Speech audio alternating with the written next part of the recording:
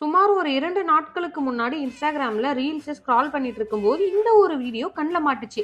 Valentine's டேனாலே நெறைய recipes போடுவாங்களா, அத பேஸ் பண்ணி, இந்த ஒரு ரெசிபி வந்து ரொம்ப ரொம்ப பார்க்கறதுக்கு ஈஸியா இருந்தது. கம்மியான இன்கிரீடியன்ட்ஸ வச்சு பண்ற மாதிரி இருந்துச்சா, அந்த ரீல பார்த்து முடிக்கிறதுக்கு முன்னாடியே முடிவு பண்ணிட்டேன். இந்த ரெசிபி கண்டிப்பா நம்ம ட்ரை பண்றோம் அப்படின்னு சொல்லிட்டு. பட் அந்த கான்ஃபிடென்ட் எங்க உடைஞ்சது அப்படின்னா, இந்த பஃப் பேஸ்ட்ரி ஷீட்ட வந்துட்டு டீஃப்ராஸ்ட் பண்ணி எடுக்கும்போது, ஒட்டுன்னு ஒட்டி கண்டிப்பா இன்னைக்கு சொதப்பிடும் அப்படின்னு நெனச்சு தான் ஸ்டார்ட் பண்ணேன். ஃபர்ஸ்ட் ஸ்டெப் வந்து இந்த பேஸ்ட்ரி ஷீட்ட வந்து இந்த மாரி ஒரு பேக்கிங் ஷீட்ல விரிச்சுட்டு, இத 2ஆ கட் பண்ணி இந்த மாரி நீளமா எடுத்துட்டு, மேல கொஞ்சம் சுகர வந்து கோட் பண்ணிட்டு, ஒரு சப்பாத்தி கட்டை இருக்கும் இல்லையா? அத வச்சு உருட்டி விட்டுட்டு, ஷீட்டோட இந்த முனையும், அந்த முனையும் வந்துட்டு 2 பக்கத்துல இருந்தும் சுருட்டி விட்டுக்கிட்டே வந்து, இப்டி சுருட்டி எடுத்துட்டு கட் பண்ணி ஷேப் பண்ணா வந்து ஹார்ட் ஷேப்ல வருங்க. Mini heart.